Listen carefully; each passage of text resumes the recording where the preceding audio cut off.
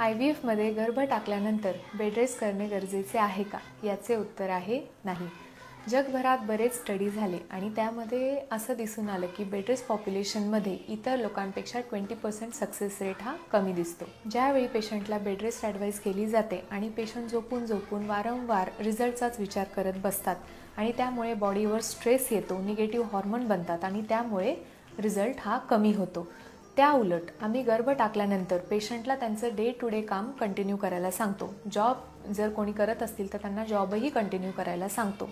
फक्त काही हेवी कामं किंवा हेवी एक्सरसाइजेस आपण गर्भ टाकल्यानंतर अवॉइड करायला सांगतो. त्यामुळे IVFमध्ये गर्भ टाकल्यानंतर बेड रेस्टचा सल्ला दिला जात नाही. 10-15 मिनिटातच पेशंटला वॉशरूमला पाठवलं जातं आणि तासाभरात पेशंटला घरी डिस्चार्ज केलं जातं आणि त्यानंतर त्यांना डे टू डे त्यांची ॲक्टिव्हिटी कंटिन्यू करायला सांगितली जाते. म्हणून IVF सायकलमध्ये गर्भ टाकल्यानंतर बेड रेस्ट ही ॲडवाईस केली जात नाही आणि ती करूही नये.